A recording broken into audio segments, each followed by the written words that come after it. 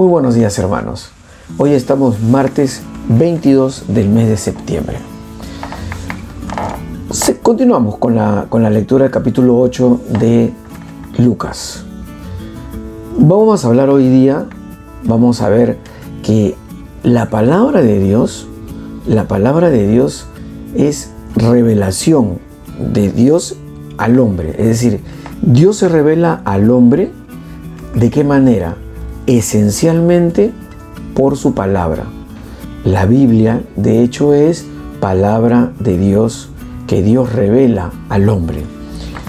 Pero si nos fijáramos en las culturas antiguas, ¿no?, paralelas o antiguas a la cultura judeo-cristiana, pero la cultura judía, hebrea, los dioses pues griegos, ¿no?, los dioses orientales de esta gnosis, de este conocimiento oriental antiguo, generalmente ellos tienen la creencia que Dios se les revela a través de visiones, a través del ojo. Eso es general. El Señor se revela para ellos, o sea, Dios en el que creen ellos se revela a través de la visión. Pero nosotros esencialmente sabemos que el Señor revela su palabra. Por ejemplo, San Pablo en la carta a los Romanos, el capítulo 10, versículo 17, ¿no?, él resalta la escucha como esto, la palabra, y que esta escucha, ¿qué escuchas? La palabra que es Cristo. Él lo dice de esta manera, textual. Dice, por lo tanto, la fe viene de la predicación, y la predicación por la palabra de Cristo. Fíjense lo importante que es la palabra. Ahora que estamos ya a puertas, ya muy cercanos del día 30 del mes de septiembre, que es el día de San Jerónimo, que es todo este mes se le denomina el mes de la Sagrada Escritura. Qué hermoso que en el pasaje que vamos a leer hoy día, el Señor está poniendo de relieve la escucha de la palabra. Ahora, ¿qué implica la escucha? Vamos a verlo primero a la luz de la lectura del Santo Evangelio, según San Lucas. En aquel tiempo vinieron a ver a Jesús su madre y sus hermanos, pero con el gentío no lograban llegar hasta él. Entonces le avisaron: tu madre y tus hermanos están fuera y quieren verte. Él les contestó: mi madre y mis hermanos son estos, los que escuchan la palabra de Dios y la ponen por obra. Primero vamos a hablar sobre lo que es la escucha de la palabra. Luego vamos a hablar de algún pormenor de este pasaje que podría llamar alguna confusión cuando se hace una lectura muy superficial. Primero, en la Sagrada Escritura, escuchar la palabra no solamente es prestarle atención, no solamente es prestarle los oídos y entender pues el idioma, digamos, ¿no? Y sí, hace lo que me está diciendo. Lo que quiere decir la palabra implica una apertura de corazón. Hay que abrir el corazón, porque si no se abre nuestra alma, nuestro intelecto, nuestro interior, nuestro adentro, lo que vamos a entender el idioma, las palabras, pero no el mensaje real, ¿ya? Y es prestar atención con el corazón abierto y sobre todo ponerlo en obra. Esto ya desde el Antiguo Testamento. Pero hay que tener en cuenta, todavía sin salir del Antiguo Testamento, por ejemplo en el libro del Deuteronomio, en el capítulo 18, que están ellos por entrar a la tierra prometida, ¿no? Pone de relieve exactamente en el versículo 16, Moisés, que el hombre no quiere escuchar.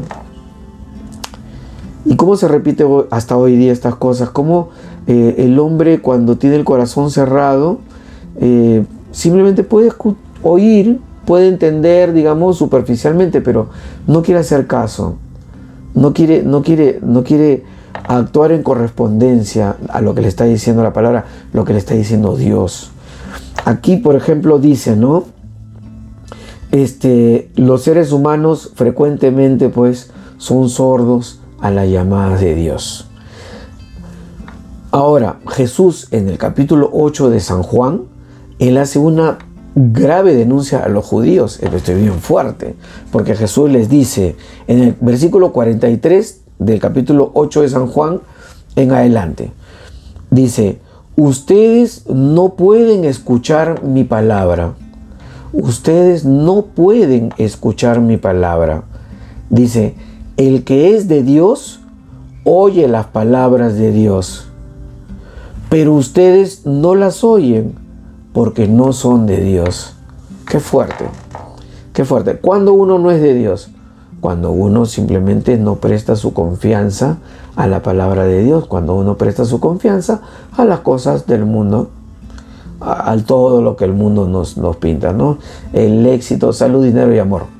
Es decir, todo lo materialmente alcanzable, y esto, si es que se puede alcanzar. Pero allí se agota. Entonces, cuando allí se agota nuestro tesoro, simplemente no somos hijos de Dios, no podemos entender la palabra. Entonces, vamos a decir ahora que con una lectura superficial, efectivamente este pasaje que está diciendo que María y los hermanos de Jesús, ¿no?, fueron a buscarlo.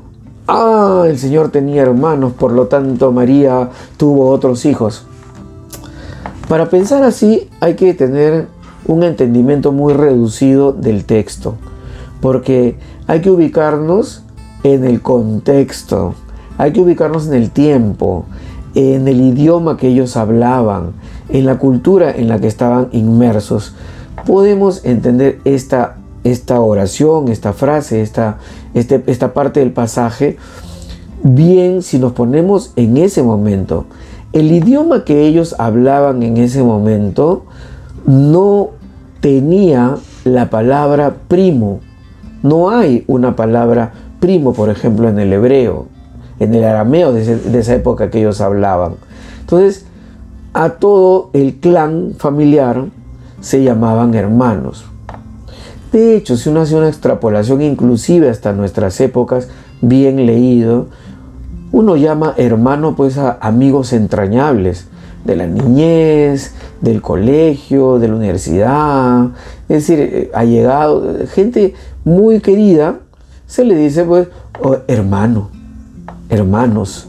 Son confraternidades, no son fraternidades, es decir, es un trato pues de hermanos.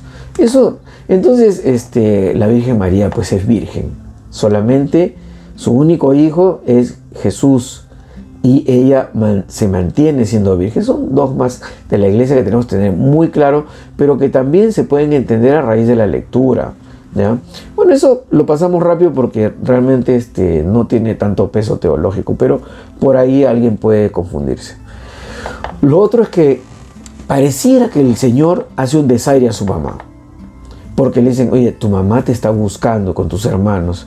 Y él dice: mi madre y mis hermanos, no, son los que escuchan las palabras, la palabra de Dios, y la pone en práctica. Textualmente, el Señor está diciendo esto: mi madre y mis hermanos son estos, los que escuchan la palabra de Dios y la ponen por obra. Todos los padres de la iglesia, todos los teólogos renombrados del cristianismo en general, están de acuerdo en que esta frase es un elogio a su Santísima Madre, la Virgen María. Porque ¿quién, sino María, es la que escucha la palabra de Dios y la pone por obra? Nada más hay que analizar todo lo que sabemos de María por las Escrituras.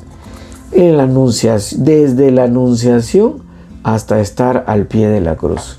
Permanentemente María estando atenta a la palabra de Dios, y aunque no le entendía, la guardaba en su corazón. Esto pues claramente es un elogio a su madre. Lo que se puede decir, por ejemplo, en Lucas capítulo 2, versículo 19, ¿no?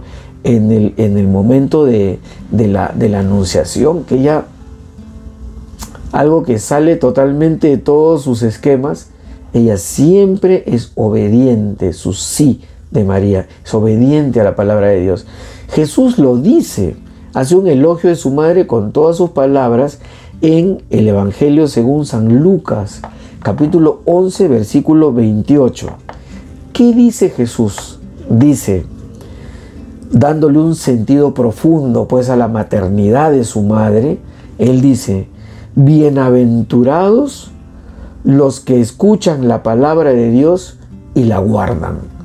¿Quién escucha la palabra de Dios y la guarda en su corazón?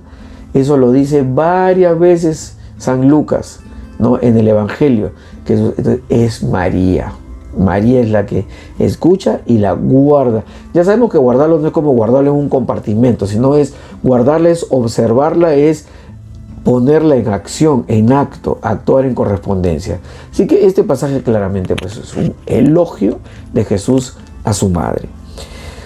Pidámosle pues efectivamente hoy nosotros que nos toca pedirle a nuestra Santísima Madre.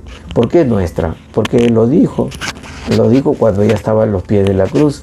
Juan, he ahí a tu madre. Y allí la está dando a toda la humanidad. Madre de la Iglesia, María. Hay que pedirle pues a ella que interceda por nosotros para que el Señor también nos escuche, porque el Señor también escucha. El Señor también escucha, ojo con la palabra escuchar. El Señor escucha, pero ¿a quién escucha el Señor? La palabra lo dice. El Señor, Dios, escucha al pobre, a la viuda, al huérfano, a los humildes, a los cautivos. El Señor escucha a los justos y a los que hacen su voluntad. Entonces procuremos ser ese pequeño, sencillo, humilde, ese pobre de espíritu, para poder tener ese acceso a ser escuchado por el Señor. El Señor no va a escuchar al soberbio. El Señor escucha al pecador, pero al pecador que desde su humildad, reconociéndose pequeño y arrepentido de lo que está, reconociendo que lo que está haciendo en ese momento está mal, lo ha hecho o lo sigue haciendo, pero reconoce que está mal y clama al Señor perdón, realmente arrepentido, el Señor lo escucha. Pero hay que partir de erradicar esa soberbia que nos cierra el corazón y que nos hace creer que no necesitamos de Dios. Ese es el peor veneno que puede existir. Así que pidámosle pues al Señor que ilumine nuestras mentes y encienda nuestros corazones.